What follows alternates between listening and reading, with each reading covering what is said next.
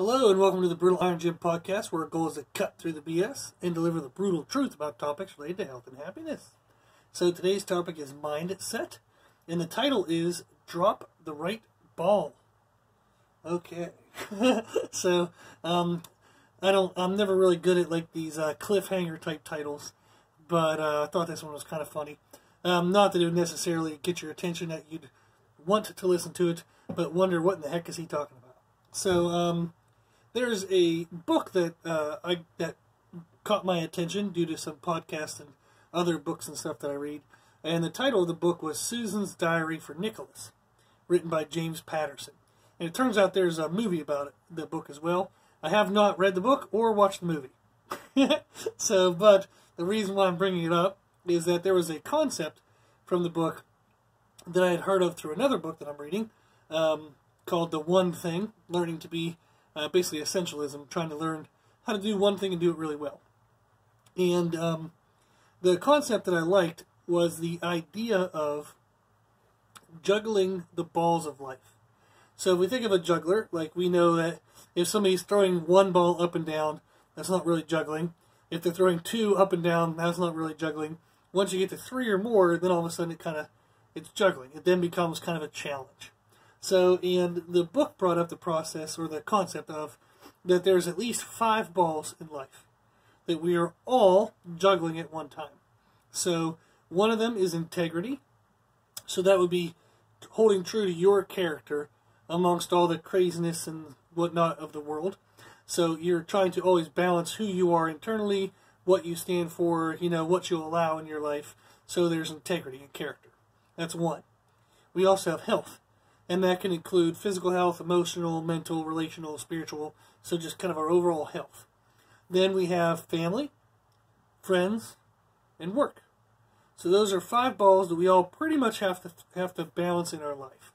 So we have to learn how to juggle those well in order to have what we would consider a quote-unquote well-balanced life, which is a joke in itself, but life is definitely not balanced. But that's what we're kind of always doing. Is we're always struggling to kind of keep those balls in the air, keep them active, and kind of doing well with those. Now, some people might have more than 5, and there might be a few people who have less than 5, so maybe you don't have any friends. So, I'm sad for you. You can always reach out to us at brutalirongym@gmail.com, and we'll be your friend. But sometimes people do maybe have less than 5, but most overwhelmingly we all have at least these 5, if not more. So, that's the idea. And the craziness of life is that sometimes we might have these 5, but the life will throw another one in on you. So maybe your car breaks down on the way to work. Well, crap, that's something you're going to have to juggle today. So that's not integrity, health, family, friends, or work. Heck, you're not even going to make it to work. That's a whole new ball. So life just said, they saw you struggling, you're drowning, trying to juggle the 5 that you have, and they just throw another one right in the mix. So that's the way life works. Or if you think of like, maybe you spilled food on your clothes right before like a big meeting. Well, good luck with that. So the life will just kind of throw extra ones at you every now and then. And then we have times where one of the balls that we're trying to juggle grows in weight. So we think of a family member being diagnosed with cancer. Well, damn, that ball that we're juggling of family now weighs a lot more. So that's something that's going to require more attention, more of our strength. That's where we kind of have to put more of our focus towards that one. Or maybe you lose your job. That's all of a sudden, that isn't necessarily a ball taken away. So you still have the need for work, you still have the need for money. So the weight of that ball kind of grows. So life can throw us extra ones. It can add stress to the ones we already have. That's just kind of the way life works. It does that with no rhythm, no reason, just kind of anywhere at any time. We can get kind of challenged. So even the best juggler in the world, maybe they're juggling like 20 balls, and maybe they've practiced that and they've gotten really good at it. Well, if all of a sudden you throw in different weighted 20 balls, it's going to change how the person can do it. They're going to all of a sudden drop some every now and then. Or if you take them from 20 up to like 25, again, they're going to drop some every now and then. So what I thought was neat about James Patterson's concept in his book was he brought up the idea of the balls not all being equal. So we all juggle the balls of our life as if they're all glass. As if we drop one, it'll shatter and break. And the concept he brought up was, what if some of the balls were rubber? What if we could let them drop on this cycle, but they'll bounce right back up, and they'll basically just jump right back into the rhythm of life in the next cycle. So we all juggle the balls, like I said, as if they're glass. And if we think if we drop one, it's going to break. So what ends up happening sometimes is, for fear of it breaking, instead of trying to juggle a ball, we might just set a ball on the ground and just let it be dead. So we didn't break it. We're putting it off for later. So maybe we're juggling 4 balls right now, and we're saying, hey, this is the best I can do. I'm just going to set this 5th one down, and I'll get to that one later. I'll get to that one someday. That magical someday. And for most people listening to this, and myself included, we often set down the ball of health. So we kind of say, you know what, I feel fine, or we make up whatever kind of excuse we need, like, I don't have any, I don't need any medication, or, oh, I'm active every day. I stay busy every day. That counts. No, it doesn't. So we all have some excuse for why we think it's okay to set down the ball of health. And we say, oh, I'll pick that up someday. Or, oh, I'll learn how to juggle that into the mix someday. And of course, that someday never comes. Or that someday has to come later, whenever the health has deteriorated, and now all of a sudden you have, like, blood health markers. Maybe you have high blood pressure, high cholesterol, maybe you have diabetes, or maybe you just you hurt your lower back, and now all of a sudden you can't really work, you can't do things around the house, so you have a physical injury. So we set that ball down thinking that it's just going to stay there, and we can pick it back up and it'll be pristine and perfect whenever we want to pick it back up. But no, when you set that ball down, it collects dust. And that dust is the decay of our health. So when you set the ball down of health, it will not stay there. Okay? It gets covered in dust, and it becomes harder and harder to kind of pick that thing back up. So I see this all the time with parents. So when people are in their, say, like late teens, early 20s, they're active, they're doing this and that, and usually sometimes health is part of it, sometimes it isn't, but they're kind of, they have some time every now and then to kind of get it in. And then all of a sudden they have young kids. And the ball of health gets absolutely set down. And now all of a sudden you don't sleep for the first 6 months to a year of your life. The wife feels like a prisoner. The dad just feels like he's, going to work, bringing home a paycheck. And now, of course, there are women who have kids at work, and there are dads who stay home.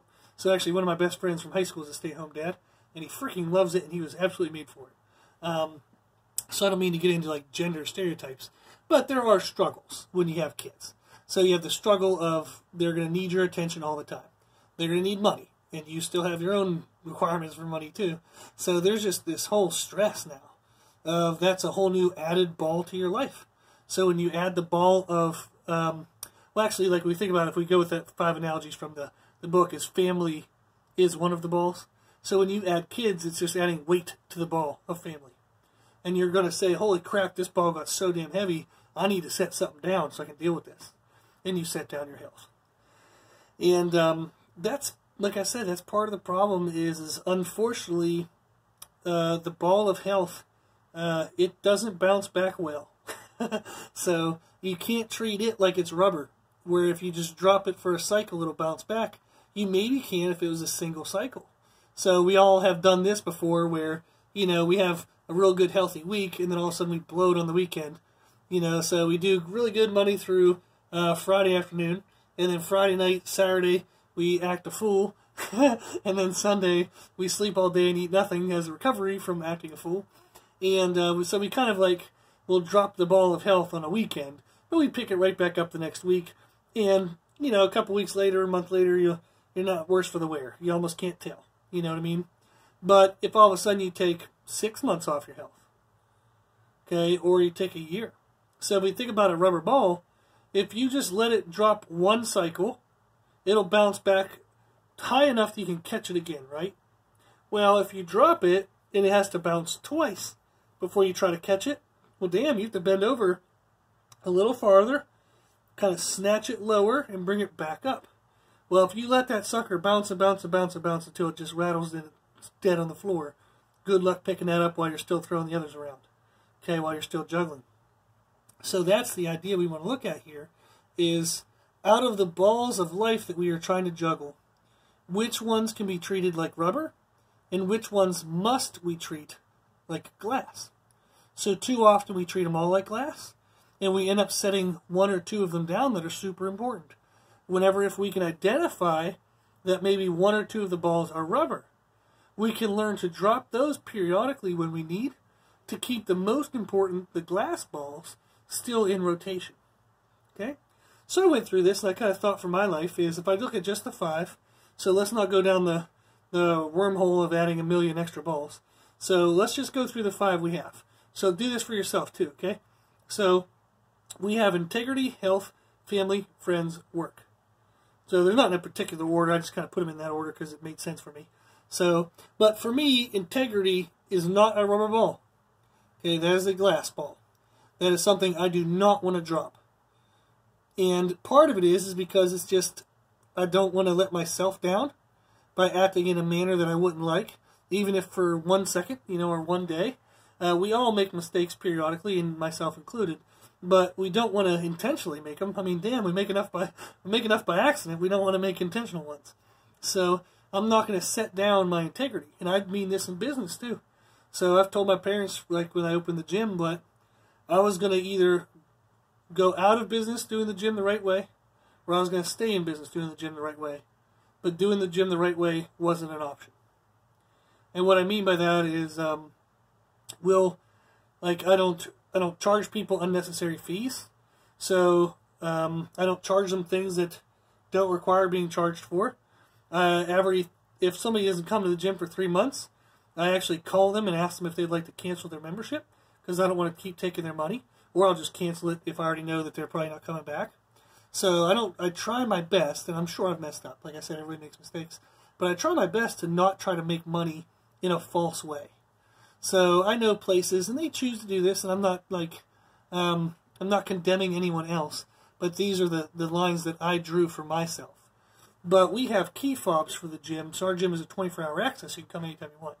So if you're a member, you get a little scan card key fob, and they cost me $4.60-something cents.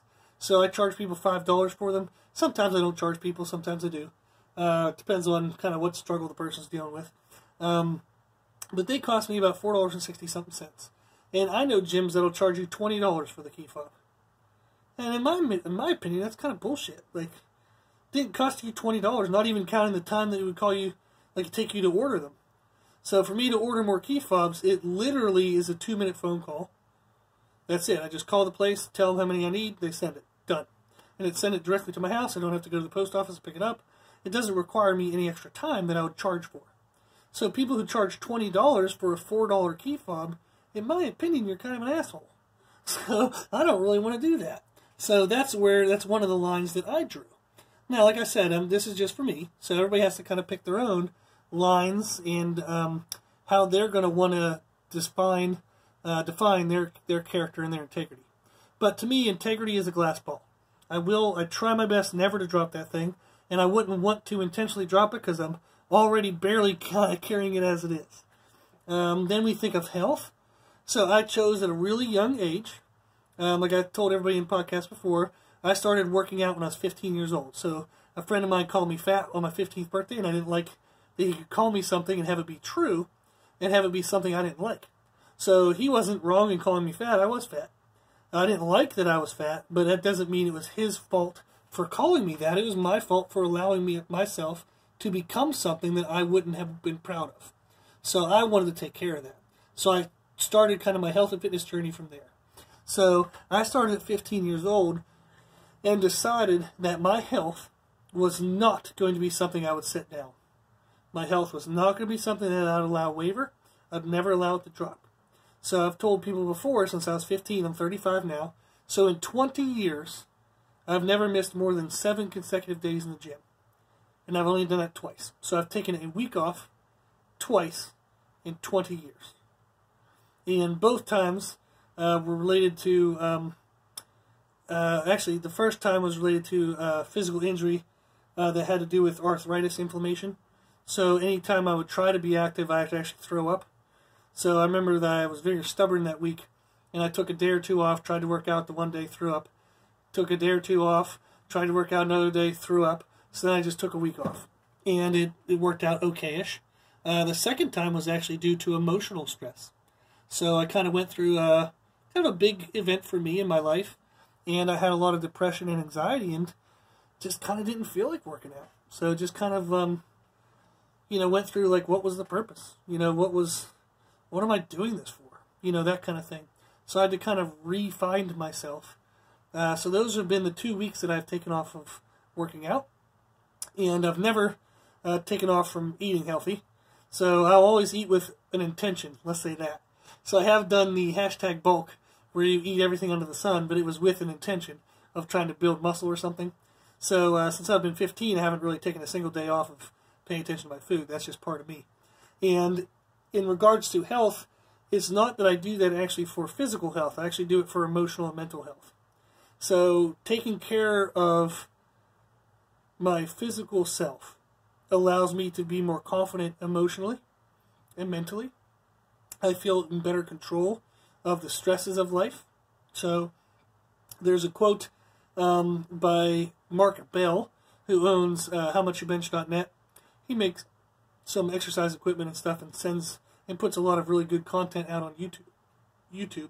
And he has basically a concept of training that he put into words better than I could. And I'm going to mess up his quote right now because I don't have it right in front of me. But basically was, you make your training so damn hard that life feels easy.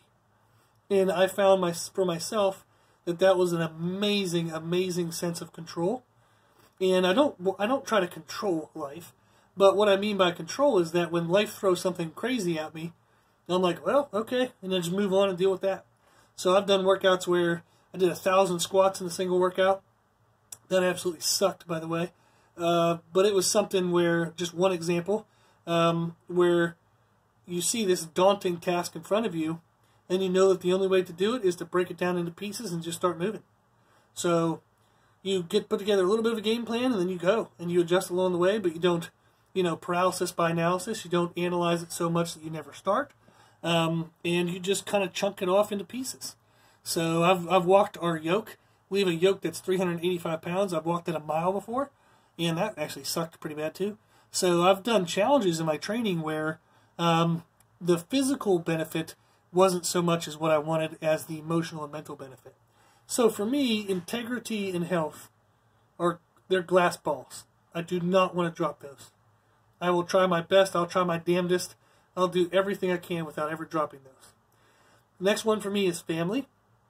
And I would love to say that this one is glass, and I will try to treat it like glass. But every now and then, if I've struggled with something in my life, I've told my family and said, hey, I'm dealing with something right now, and I'm going to need your understanding. If I pull back for the next, week or two or month, this is why. Or if I need, extra help from them, or if I need to kind of distance myself. But I'll usually try to communicate with them. But it is something that I do allow every now and then to maybe drop a cycle. So a cycling of juggling, I might drop that once. Let it bounce, catch it right back. But I know my family loves me and supports me, and I know that they're willing to understand that that is sometimes needed for me to take care of the integrity and the health. So the two glass balls that I never want to drop, my family is there to support me in that process. So they understand why they're important for me, and they're there to help me balance those balls and never drop them. So I treat my family like glass, but every now and then I will let it drop on a cycle and hope to God that glass ball doesn't crack. So then friends are rubber. Sorry to my friends, but I don't actually have a very extensive network of friends. I have a lot of people who I consider friends, but we don't necessarily go out to eat and do things outside of work relationships type stuff. And part of that is just because of the balance I'm trying to get with everything else in my life. So friends is probably actually the one that I treat the most like rubber. And I have let that one bounce so long that it settled on the floor and collected a lot of dust. And I had to rekindle some friendships that, I might have offended the people in the past. And I know that I just kind of bummed because I missed out on some really awesome friendships. And unfortunately, it was just something that at the time I was only skilled to juggle as many balls as I was at that moment. And as much as I would have loved to have kept that ball in the mix, I couldn't. And my goal now as I progress through life is to gain in my skill of juggling so I don't have to drop that one too much. So I'd love, love, love to rekindle some of my friendships with some really good people that I've had in my life. And that's something, like I said, it's kind of just a trade-off that I have to accept.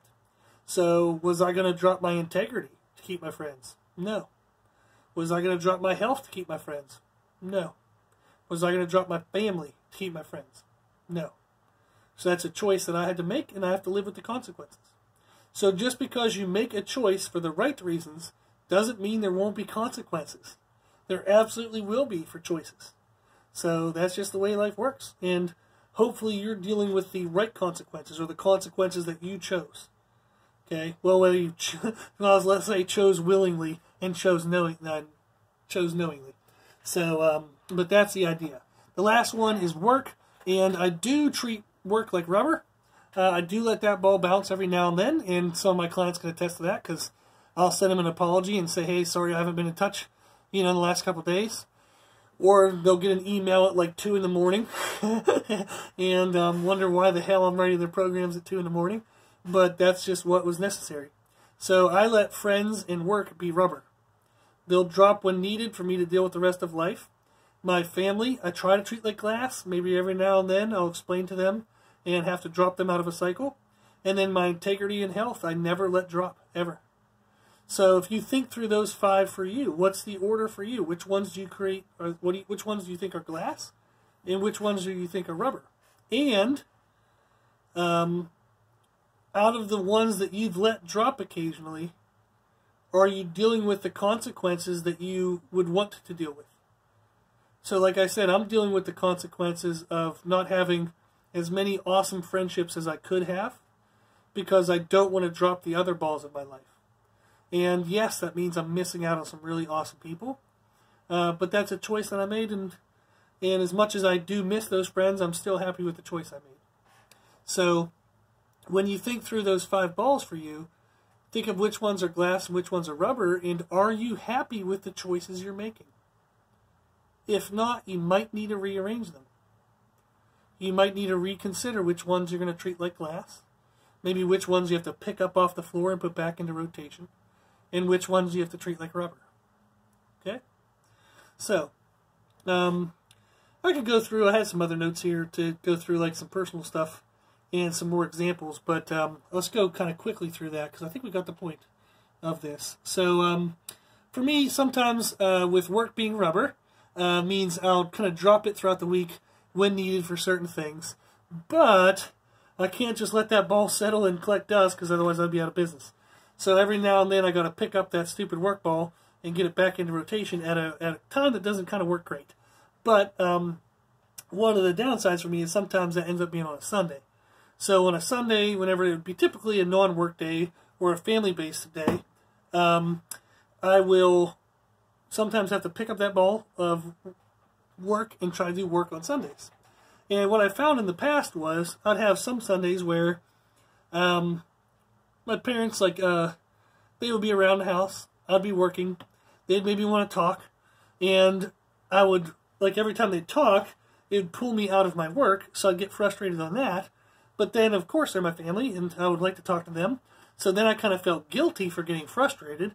So I was dealing with the emotions of frustration, of being pulled off of my work, and then guilt of not being able to, like, interact with them well. So basically what ended up happening was I wasn't getting the work done very well, and I wasn't keeping a good relationship with them. So they were having to walk on eggshells around me, whenever I was just kind of being a jerk to them. And not, like, really that bad. It's just more internally. So I'd be nice to them, but internally I'd be like, oh my God, like, I gotta get this done. How the hell am I supposed to get this stuff done? So just kind of be stressed in that way. And what I found was by trying to do work in the middle of the day when my parents would also want to be near me and with me and spend time with me, that obviously wasn't going to work. I couldn't do two things at once like that because it was going to lead to poor execution of both. So that's actually why I'm reading the book, The One Thing About Essentialism right now, is learning the concept that multitasking is kind of bullshit. So you just get kind of a piss poor effort of both things done if both things require mindful interaction. So we can do a mindless thing with a mindful thing. So maybe I can talk to a parent while I'm folding clothes, because folding clothes is automatic. It doesn't require much thought. But I can't write a training program and talk to my parents. That doesn't work. They both require my full attention. So when you're trying to do two things at once that both require full attention, you're not actually doing that.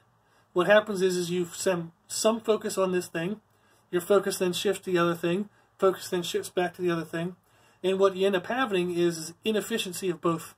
And if you were to single them out and do one thing, you would actually do a lot better. So what I found was, okay, during the daytime, I'm going to spend time with my parents, and then I'm going to rely on the fact that my parents are old. So they're going to want to go to bed early. So they're probably going to go to bed around 9:30 or 10. So then what I started doing was I'd spend time with them. I'd either get up before them, and before our kind of normal interaction time. So I'm not going to get up before my dad. My dad wakes up. I don't even know when my dad goes to bed because he's always awake. So basically, he just gets up super duper early, and but we maybe don't plan to interact until we go to church or until after church at lunch. So I'll wake up early and do some work before church or before lunch, and then whenever they go to bed at 9:30 or 10, I'll stay up and do an extra hour or two of work then. So what I found was I had to kind of drop the ball of work during the day and then try to pick it back up in the beginning of the day or at the nighttime. So you either have to do that stuff either before your family. If a family is a ball, then I'm balancing in this scenario. So I'm trying to juggle family and work on Sunday. And what I found was instead of me trying to juggle them both and kind of being stressed about it, let me just put family down in the morning. Let me crank out some work. Let me pick up family during the day, put work down, and then let me pick up work back again at night when my family's gone to bed. So what I found then was I was pretty much going to be awake for that full time frame anyhow. By me separating the jobs out, I was able to do a better job of both things. So I found that to be great for me. I have clients who have young kids, and they maybe get up at the butt crack of dawn, so 4:30, 4:45, and they'll get a workout in before the kids are awake. So that's what they're choosing to do. They're choosing to kind of section off and do one thing at a time. So they're choosing to pick up the ball of health and do that before they have to pick up the ball of family and start juggling that throughout the day. Because they're still going to need to juggle because they're still paying attention to their diet. But the ball will be lighter during the day because they already got their workout in. So how many of us have dealt with the stress of juggling the ball of health all day while we're doing work, while we're meeting family, doing friends, knowing we still have to work out tonight, and we don't know when we're going to be able to do that? I can do it right after work, but I got to do this, and I got to do that, and then, if I wait till 8 or 9, I'm going to be so tired. Then that heaviness of the health ball kind of wears you out throughout the day. So what they choose to do is to do the workout in the morning, make that ball nice and light, and then the rest of the day they just have to pay attention to their food, but they already got the workout in. So that's what we're talking about here, is if you have to juggle all of these balls, how do you make them as light as possible? How do you make sure you never drop the best ones, the most important ones, and knowingly drop a couple of the lesser important ones so you never have to drop those highest ones? So you have to learn how, okay, if my car broke down on the way to work, I shouldn't give up my integrity. I shouldn't give up my health, maybe. Maybe I have to drop the idea of work and just deal with this car right now. So we have to learn which ones to drop, which ones to not drop, how to lighten the load of each of them. So that's kind of the navigation we're working through in life. Okay? So our goal will be to think through that. If you, after you listen to this podcast, think through it for the next week or so.